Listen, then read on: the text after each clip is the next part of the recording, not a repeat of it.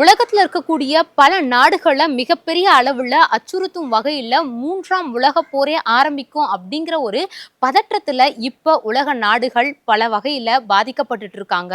அதையும் தாண்டி பல அப்பாவி ஆயிரக்கணக்கான மக்கள் இறந்துட்டு இருக்காங்க.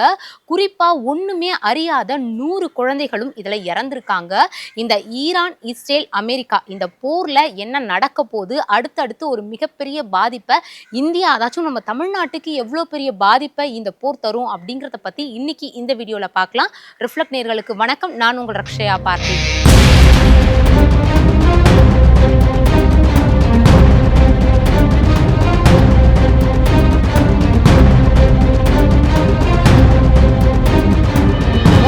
இந்த ஈரான், இஸ்ரேல், அமெரிக்கா இந்த வார் எப்படி ஸ்டார்ட் ஆச்சு அப்படிங்கிறத நான் ரொம்ப சிம்பிளா சொல்றேன். பொதுவா இப்ப இருக்கக்கூடிய இந்த ஒரு காலகட்டத்தில இருந்து ஒரு 50-60 வருஷத்துக்கு முன்னாடி போனீங்கன்னா ஈரானும் அமெரிக்காவும் ஒரு நட்பு நாடா தான் இருந்துட்டு இருந்தது. இருந்தாலும் இதை தாண்டி இந்த 60-50 ஆண்டுகளுக்கு முன்னாடி ஈரான்ல அங்க இருக்கக்கூடிய யூத் ஜெனரேஷன் என்ன பண்றாங்க அப்படின்னு பார்த்தீங்கன்னா, அமெரிக்கா அரசாங்கம் மக்களை ஒரு தவறான வழிபாதையில கொண்டு போகுது அப்படிங்கிற வகையில ஈரான் என்ன பண்றாங்கன்னா, அங்க இருக்கக்கூடிய யூத் ஜெனரேஷன் அமெரிக்காவை எதிர்க்க ஆரம்பிக்கிறாங்க. இதுதான் இங்க இருக்கக்கூடிய ஒரு ஆரம்ப புள்ளியா இருந்துட்டு இருக்கு. இதுல எப்படி இஸ்ரேல் உள்ள வந்துச்சு அப்படின்னு பாத்தீங்கன்னா, ஆல்ரெடி ஈரான், இஸ்ரேல் எதிரி நாடுகளா தான் அமைஞ்சிருக்கு. ஸோ இஸ்ரேலுக்கு ஆதரவா இப்ப அமெரிக்காவும் உள்ள வருது. இதை தாண்டி இப்ப இருக்கக்கூடிய ஒரு மிகப்பெரிய பிரச்சனை என்ன அப்படின்னு பாத்தீங்கன்னா, ஈரானை பொறுத்த வரைக்கும் அவங்க தன்னுடைய நாட்டு பாதுகாப்புக்காக அணு ஆயுதங்களை தயாரிக்கிறாங்க. ஆனா அணு ஆயுதத்தை தயாரிச்சா இப்ப அமெரிக்காவால ஈரானை கட்டுப்படுத்த முடியாது அப்படிங்கிற ஒரே காரணத்துக்காக அமெரிக்கா இந்த அணு ஆயுதத்தை நீங்க தயாரிக்கவே கூடாது அப்படிங்கிறத தொடர்ந்து சொல்லிட்டே வந்துட்டு இருக்காங்க. அதையும் தாண்டி அமெரிக்க அதிபரான ட்ரம்ப் அவர்கள் சொல்லக்கூடிய விஷயங்கள் இதான். என்ன அப்படின்னு பாத்தீங்கன்னா, இப்ப இந்த போர் நடக்கிறதுக்கான முக்கியமான காரணம் என்னலாம் அப்படின்னு பாத்தீங்கன்னா, ஈரான் உலகத்துல இருக்கக்கூடிய பல தீவிரவாத அமைப்புகளுக்கு ஃபண்ட் டொனேட் பண்ணிட்டு இருக்காங்க. அதையும் தாண்டி ஒரு முக்கியமான விஷயம் என்ன அப்படின்னு பாத்தீங்கன்னா, ஹமாஸுக்கு ஈரான் ஆதரவா இருக்காங்க அப்படிங்கிறதுனாலயே இந்த போர் இன்னுமே தொடர்ந்துட்டே போயிட்டு இருக்கு.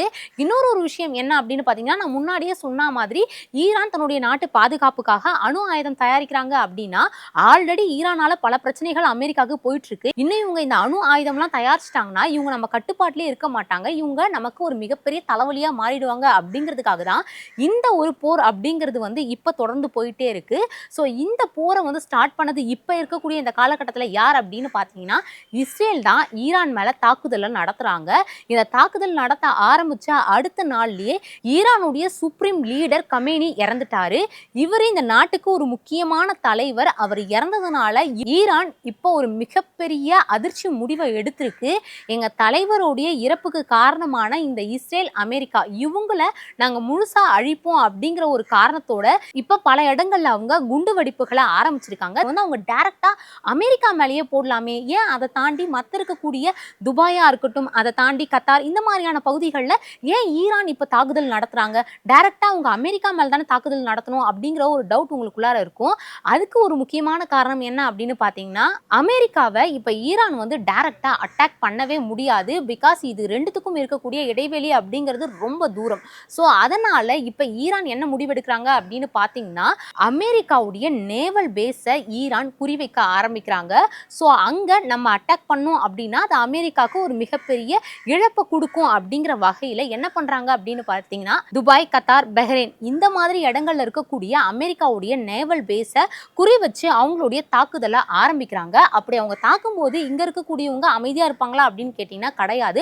அவங்களும் அதை தடுக்க ட்ரை பண்ணுவாங்க. ஸோ அப்படி பண்ணும்போது அதோட நிக்குமா அப்படின்னு கேட்டீங்கன்னா கிடையாது. அதை தாண்டி குடியிருப்பு பகுதிகளிலும் இது ஒரு மிகப்பெரிய சேதத்தை உருவாக்கும். ஸோ இந்த ஈரான் அப்படிங்கிறது அமெரிக்காவை தாக்க தொடங்குனதுல இருந்து இப்போ வரைக்குமே அமெரிக்காவுக்கு இதனால ஒரு மிகப்பெரிய எந்த ஒரு பாதிப்புமே கிடையாது அப்படிங்கிற ஒரு பேச்சு வெளில போயிட்டு இருந்தாலும், ஈரான் சைட்ல இருந்து தாக்குனதுல அமெரிக்காவுடைய ஒரு ரேடர் சிஸ்டம் அதாச்சும் பல பில்லியன் மதிப்பு இருக்கக்கூடிய ரேடர் சிஸ்டம் இதனால தகர்க்கப்பட்டிருக்கு. இந்த ஒரு விஷயத்தை வெளில சொல்லாம இருக்காங்களே அப்படிங்கிறத தவிர்த்து, ஆனா இதனால அமெரிக்காவுக்கும் ஒரு மிகப்பெரிய பாதிப்பு அப்படிங்கிறது ஏற்பட்டிருக்கு. சரிக்கு சமமான ஒரு பாதிப்பு தான் தொடர்ந்து போயிட்டே இருக்கு. ஈரானை பொறுத்த வரைக்கும் தன்னுடைய தலைவரை கொன்னதுனால அதுக்கு பதிலுக்கு பதில் ஒரு மிகப்பெரிய ஒரு அழிவை உங்களுக்குமே நாங்கள் தொடர்ந்து கொடுப்போம் அப்படிங்கிற வகையில் இப்போ இந்த ஒரு போர் அப்படிங்கிறது வந்து நீடிச்சிட்டு வந்துட்டு இருக்கு. குறிப்பாக இன்னொரு விஷயம் என்ன அப்படின்னு பார்த்தீங்கன்னா, ஈரான் இந்த போரை வந்து ஸ்டார்ட் பண்ணல, இஸ்ரேல் தான் ஸ்டார்ட் பண்ணாங்க. அதுக்கு இவங்க முன்னாடியே என்ன சொல்லியிருந்தாங்க அப்படின்னு பார்த்தீங்கன்னா, ஈரான் என்னதான் போரை ஸ்டார்ட் பண்ணுறது நீங்களா இருந்தாலும் இந்த போர் எப்போ முடிக்கும் அப்படிங்கிறத முடிவு பண்ணுறது நாங்களாக தான் இருப்போம் அப்படிங்கிறத வந்து ஈரான் சொல்லியிருந்தாங்க. ஸோ அந்த வகையில் தொடர்ந்து இந்த போர் அப்படிங்கிறது ஒரு மிகப்பெரிய அளவில் உலகையே அச்சுறுத்தும் வகையில் தொடர்ந்து போயிட்டு இருக்கு. சரி, ஓகே, இந்த போர் எங்கேயோ ஒரு இடத்துல நடக்குது, இந்த உலகத்துல ஏதோ ஒரு மூலையில நடக்கக்கூடிய இந்த ஒரு போர் எப்படி நம்மளுடைய தமிழ்நாட்டை, இந்தியாவை, நம்ம இருக்கக்கூடிய இந்த ஏரியாவை எப்படி பாதிக்கும் அப்படிங்கிற ஒரு கேள்வி உங்க நிறைய பேருக்கு இருக்கலாம். ஆனா இந்த உலக போர் இன்னும் ஒரு வாரம் தொடர்ந்தா கூட நம்மளுடைய இந்தியாவில் ஒரு மிகப்பெரிய பொருளாதார சரிவை ஏற்படும். அதையும் தாண்டி இந்த உலக போர் தொடர்றதுனால அதிகமா எந்த நாடுகள்லாம் பாதிப்படையும் அப்படின்னு பார்த்தீங்கன்னா, சீனா, ஜப்பான், இந்தியா, இந்த நாடுகள் தான் பெருசா ஒரு மிகப்பெரிய அளவுல பாதிப்பு அப்படிங்கறத அடையும். குறிப்பா இந்த எண்ணெய் விலை, பெட்ரோல் விலை அப்படிங்கிறது எக்கச்சக்கமா உயரும். இந்த பெட்ரோல் விலை அப்படின்னு எடுத்துக்கிட்டோம்னா, நம்ம இங்க இருந்து அங்க போறதுக்கு தானே பெட்ரோல் நம்ம யூஸ் பண்றோம் அப்படிங்கறத நீங்க நினைப்பீங்க. ஆனா அப்படி கிடையாது. இந்த பெட்ரோல் மூலயமா ஒரு இடத்துல இருந்து இன்னொரு பொருள் ஏற்றுமதி ஆகிறதுக்கும் இருக்கட்டும், இறக்குமதி ஆகிறதும் இருக்கட்டும், ஒரு முக்கியமான இடத்த இந்த பெட்ரோல் அப்படிங்கிறது வந்து ஒரு முதல் இடத்துல இருக்கு. ஸோ அதோடைய விலை உயருது அப்படின்னா ஆட்டோமேட்டிக்கா அது மூலயமா நம்ம என்னென்ன பொருட்கள்லாம் ஏற்றுமதி இறக்குமதி பண்றோமோ அதோடைய பொருட்களும் அதிகரிக்கும். சரி, ஓகே, இந்த ஈரானுக்கும் பெட்ரோலுக்கும் என்ன சம்பந்தம் இருக்கு? இந்த ஈரான் போர்ல பெட்ரோலுடைய விலை ஏன் அதிகரிக்குது அப்படிங்கிற ஒரு டவுட் இப்போ உங்க நிறைய பேருக்கு இருக்கும். அதுக்கான காரணம் என்ன அப்படின்னு பாத்தீங்கன்னா, ஈரானுடைய கட்டுப்பாடுல இருக்கக்கூடிய ஸ்டேட் ஆஃப் ஆர்மர் இப்ப மூடப்பட்டிருக்கு. அதாச்சும் ஈரானை ஒட்டி இருக்கக்கூடிய கடல் வழி பாதை அப்படிங்கிறது இப்ப மூடப்பட்டிருக்கு. அந்த வழியா தான் உலகத்துல இருக்கக்கூடிய பல நாடுகளுக்கு தேவையான எண்ணெய்கள் வந்து அந்த வழியா தான் டிரான்ஸ்போர்ட் ஆயிட்டு இருக்கு. இப்போ அந்த பாதையை மூடினாங்க அப்படின்னா அந்த வழியா எந்த ஒரு எண்ணெயுமே நம்மளோட நாடுகளுக்குள்ளார வரவே முடியாது. ஸோ இதான் காரணம்.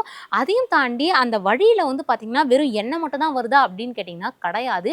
பல நாடுகளுக்கு ரொம்பவுமே முக்கியமாக தேவைப்படக்கூடிய நேச்சுரல் கேஸ்மே அந்த வழியாக தான் டிரான்ஸ்போர்ட் பண்ணிட்டு இருக்காங்க.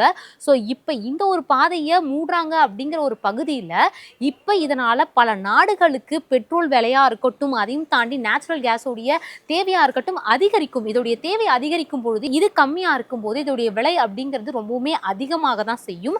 ஸோ இந்த ஒரு பாதிப்பு தான் இப்போ தொடர்ந்து வந்துகிட்டே இருக்கு. அதையும் தாண்டி நேத்திக்கு என்ன நடந்திருக்கு அப்படின்னு பார்த்தீங்கன்னா, இந்த ஈரானை ஒட்டி இருக்கக்கூடிய இந்த ஒரு பாதையில இல்லீகலா ஒரு ஆயில் ஷிப் வந்து வந்திருக்கு. ஆனா அதை கண்டுபிடிச்ச ஈரான் அது மேல தாக்குதலை நடத்திருக்காங்க. இதனால இந்தியர்கள் உட்பட பல பேருமே பாதிப்படைஞ்சிருக்காங்க.